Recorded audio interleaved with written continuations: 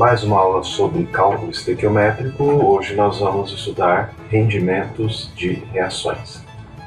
Bom, o rendimento percentual aqui é dado pelo rendimento real dividido pelo rendimento teórico. Então vamos às definições. Então o rendimento teórico seria o máximo do produto que você pode obter se tudo deu certo na reação. Se absolutamente tudo funcionou, não houve perda, então esse é o seu rendimento teórico. Na prática, muita coisa acontece, você não consegue obter exatamente a massa que você esperava obter, e o rendimento real, então, é menor do que o rendimento teórico. Então acontecem perdas no meio do caminho.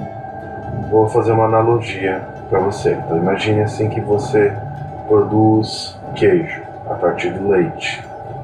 E o rendimento teórico é de 1 kg de queijo para 10 litros de leite que você usa. Se por acaso você obtiver ao final do processo 800 gramas de queijo para os mesmos 10 litros que você usou, então o seu rendimento percentual foi de 80%. Alguma coisa aconteceu de errado lá no seu processo. De repente o seu cachorro tomou parte do leite e por isso você não conseguiu produzir 1 kg de queijo, o seu rendimento foi menor. Então nas reações químicas também há coisas que acontecem que impedem que o rendimento seja igual ao rendimento teórico. Então, o rendimento teórico é o ditado pelo cálculo estequiométrico, pela reação química balanceada. O rendimento real é ditado pela realidade da reação, vamos dizer assim. Então vamos ver um exemplo aqui envolvendo rendimento teórico e reagente limitante. Então vamos lá. Então vamos começar a resolver o probleminha aqui. Primeiro nós vamos encontrar o rendimento teórico, mas vamos lá então. Você tem a reação entre alumínio e oxigênio. Imagine que você tem 50 gramas de alumínio reagindo com 50 gramas de oxigênio. Primeiramente você precisa determinar se há algum reagente em excesso, se tem reagente limitante, e depois você parte para calcular o rendimento teórico. Então vamos lá. Você tem uma massa de alumínio. Deixa eu melhorar um pouquinho aqui minha letrinha.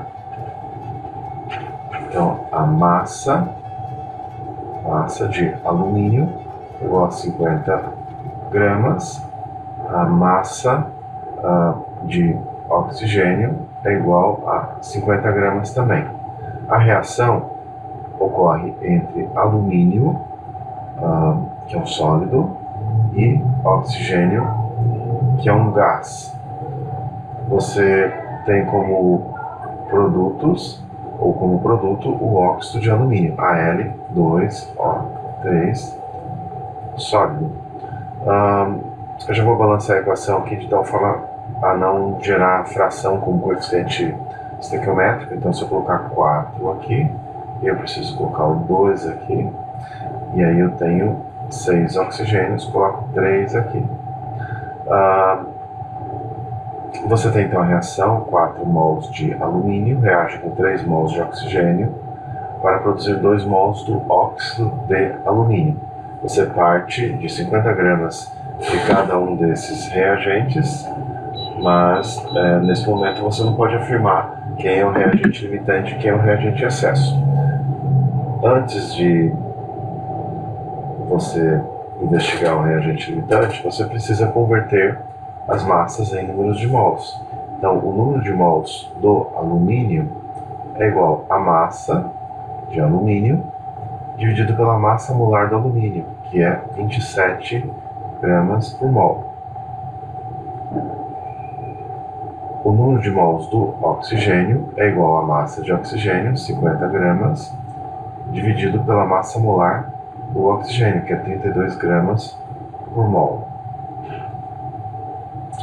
Então, Vamos lá calcular, usamos a calculadora. Então 50 gramas de alumínio dividido por 27, você tem 1,852. 1,852 mol. Fazendo o mesmo cálculo aqui para o oxigênio, então 50 gramas dividido por 32 gramas por mol. Então está 1,563. 1,563 mol. Então você tem a reação entre o alumínio e o oxigênio. Você parte de massas idênticas de alumínio e oxigênio. Você tem 1,85 mol de alumínio, 1,56 mols de oxigênio. Apesar de o alumínio estar em maior quantidade, 1,852 mols, você não pode afirmar que o alumínio seja o reagente em excesso, porque isso depende da proporção com a qual o alumínio e o oxigênio reagem. Então vamos investigar quem é o reagente limitante e quem é o reagente em excesso. Eu posso montar a razão estequiométrica, a proporção com a qual alumínio e oxigênio reagem. Então, aqui, O2. Isso aqui é ditado pela estequiometria da reação. Isso é ditado pelos coeficientes estequiométricos. Então, você pode perceber que o alumínio reage com o oxigênio na proporção de 4 mols de alumínio para 3 mols de oxigênio. É o que está aqui na equação balanceada. Se você dividir uma coisa pela outra, eu acredito que vai dar 1,33. Confiram, por favor. Na prática,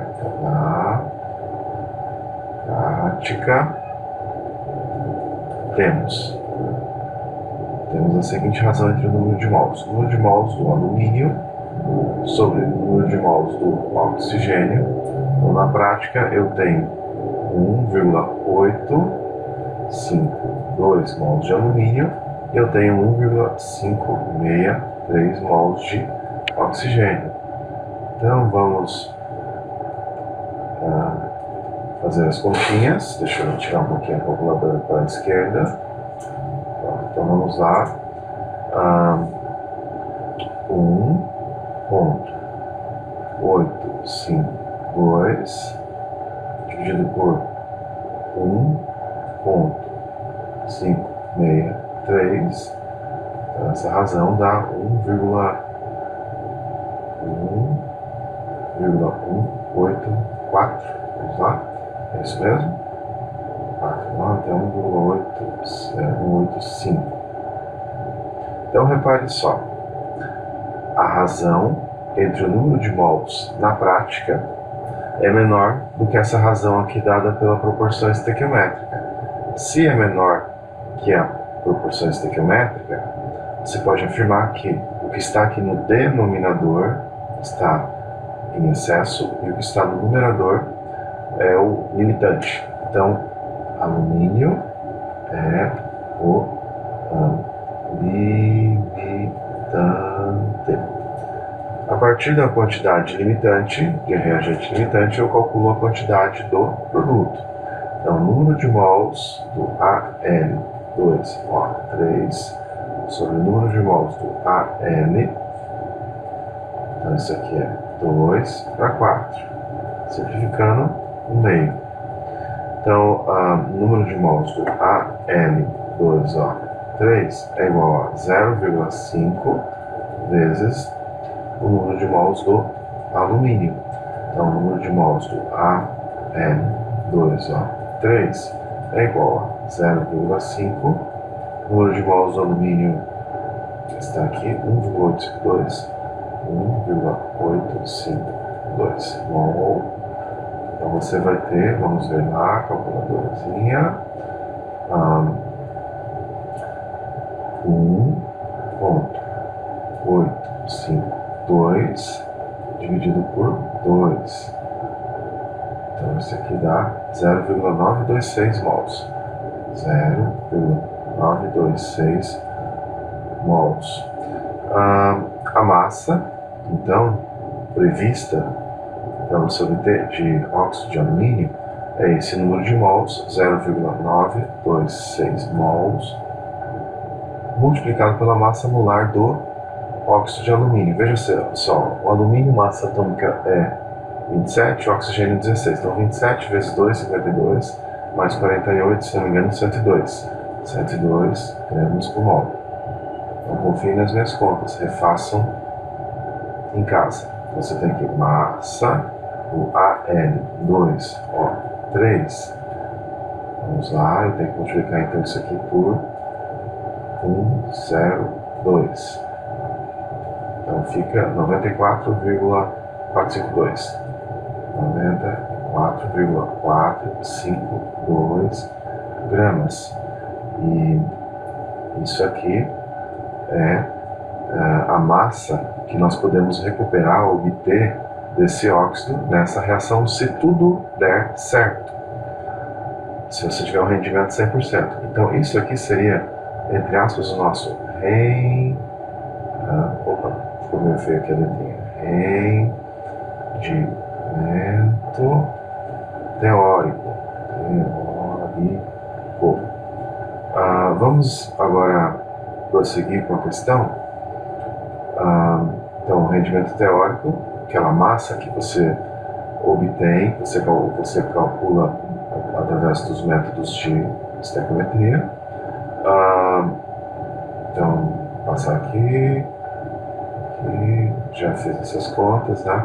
Estou mostrando as contas é porque eu prefiro fazer no papel ao invés de ficar mostrando o cálculo em transparência. Agora eu quero a pergunta final aqui dessa questão. Vamos lá. Cadê? Rendimento. Sim, aqui, então isso aqui é importante, olha. Veja só. Então, a partir dos cálculos, determinou-se que 94,3 gramas de óxido de alumínio podem ser formados a partir da reação de 50 gramas de alumínio com 50 gramas de oxigênio. Então, esse é o rendimento teórico. Se, ao invés de obter 94,3 gramas, você obter 48,5 gramas, então esse é o rendimento real. Qual seria o rendimento percentual da reação? 48,5, então o rendimento